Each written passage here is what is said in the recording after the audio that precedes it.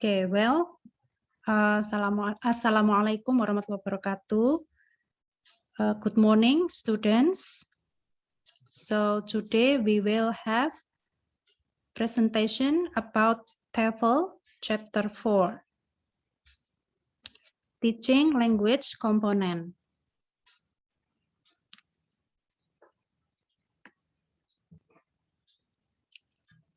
As usual,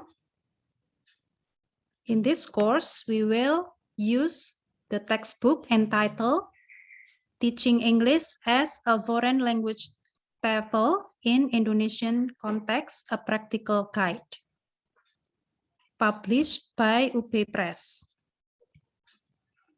Okay, now let's see about English language components. Consists of grammar, vocabulary, and pronunciation.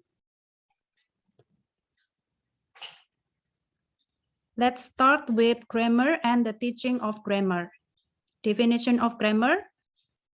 According to Richards and Smith, 2002, define grammar as a description of pattern of language and how words and phrases are combined to generate sentences. So there are some ways to teach grammar, and the importance of teaching grammar. Based on Thornbury, 2006, specifically mentioned 7 reasons why grammar should be included in language teaching.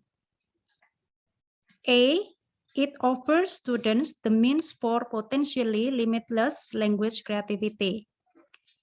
Point B, it serves corrective against the kind of ambiguity.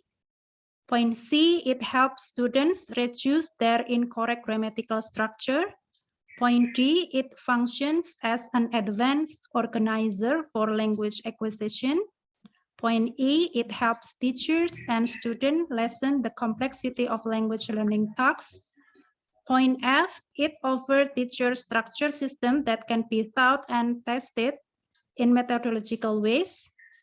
And point G, it provides students with a more efficient and systematic learning experience. Okay, next, how should I teach grammar? The following are examples of classroom activities that can be used to teach grammar in English courses in Indonesia. First, deductive procedure. Second, inductive procedure. Third, form-focused activities. Fourth, mechanical drills. Fifth, meaningful drill. Sixth, dicto clause. 7, using students' language to review a grammatical item. And 8, MFPA, or meaning, form, pronunciation, appreciation model. Okay, now we move on vocabulary and the teaching vocabulary. Definition of vocabulary based on Newman and Dyer, 2009, define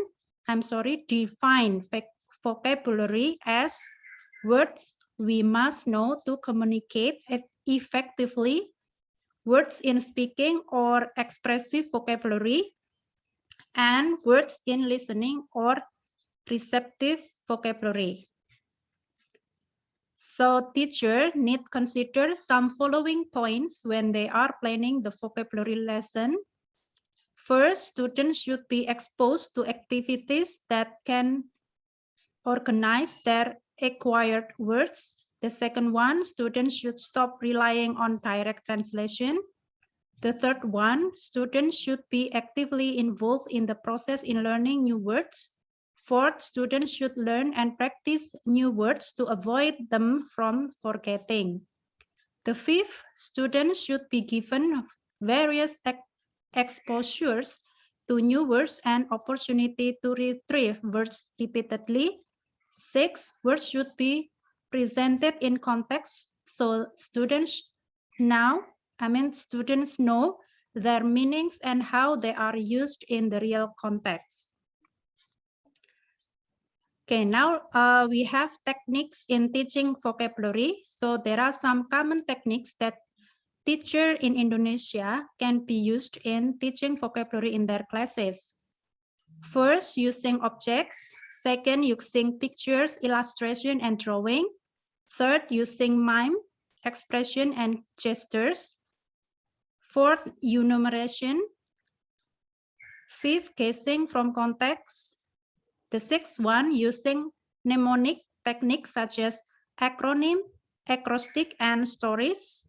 And then next point, decision-making tasks such as identifying, selecting, matching, sorting, ranking, and sequencing. And then using games, and the last point is production tasks.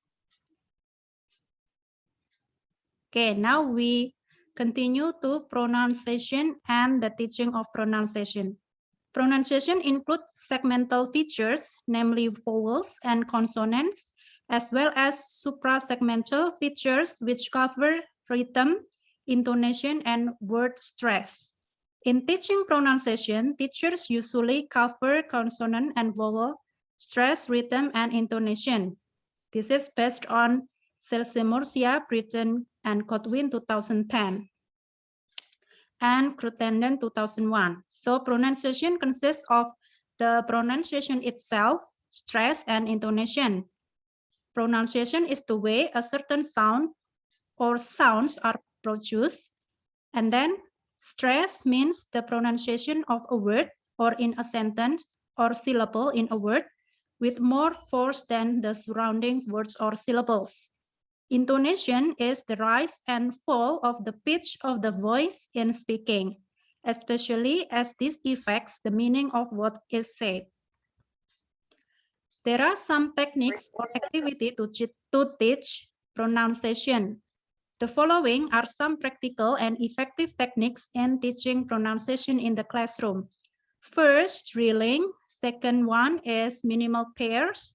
Third, categorization. The fourth is tapping students' English. The fifth, listening activities. And the last one is reading activities. Okay, I think that's all. So thank you very much for your attention.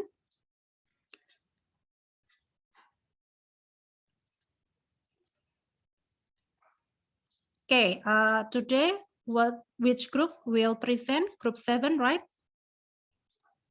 Yes, ma'am. Okay, silakan Yes, group 7. Share screen. Mohon maaf, ma'am, izin